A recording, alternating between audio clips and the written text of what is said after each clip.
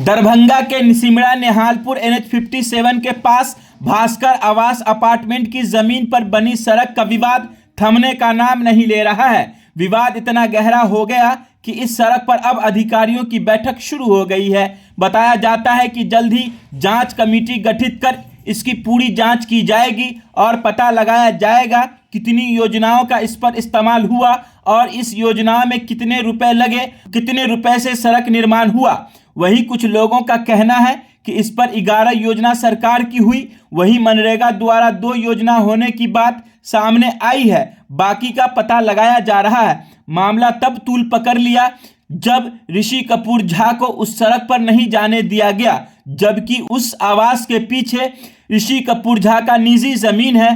फिर क्या था, ऋषि कपूर झा ने सिस्टम का दरवाजा खटखटाया और पहुंच गए अधिकारियों के पास, लगा दी गुहार और कहा, हुजूर यह सड़क सरकार के पैसे से बनी है, लेकिन इस पर आवास का जो बिल्डर है वह उस सड़क से नहीं जाने दे रहा है। बस क्या था, बात तूल पकड़ लिया और अब जल्द ही इस पर जांच बैठना तय है। वही भास्कर आवास के बिल्डर से जब मेरी बात हुई तो उन्होंने कहा, मैं इस पर सड़क बनाने के लिए न तो सरकार से कोई अपील की और न ही हमने NOC दिया।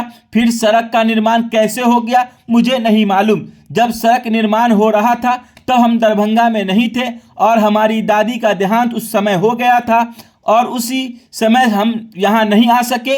उसी क्रम में यहाँ सड़क बन गई जो मुझे मालूम नहीं। लेकिन हमारी बात जब एक अधिकारी से हुई तो उनके द्वारा बताया गया कि जब किसी निजी जमीन पर सरकारी योजना से सड़क का निर्माण होता है, उसके लिए राज्यपाल महोदय को चिट्ठी लिखी जाती है, फिर CO द्वारा NOC दी जाती है। लेकिन ऐसा कुछ भास्कर आवास में बनी सड़क पर नहीं हुआ, ऐसा दावा है। अब बात सड़क पर आ गई है तो क्या भास्कर आवास में बनी सड़कें उखाड़ कर फेंक दी जाएंगी या ऋषि कपूर के अलावा जो लोग उस जमीन के पीछे हैं उनको जाने की अनुमति दी जाएगी, या फिर भास्कर आवास के बिल्डर को इसका अधिकार दिया जाएगा कि उस पर कौन चलेगा और कौन नहीं चलेगा। हालांकि भास्कर आवास के पीछे कई लोगों की जमीन है और कुछ लोगों का कहना है कि जब भास्कर आवास के अपार्टमेंट के अंदर सड़क सरकार द्वारा निर्माण हो रहा था, उसी उम्मीद पर हमने यहाँ जमीन ली है, इस वजह से कि सरकार के पैसे से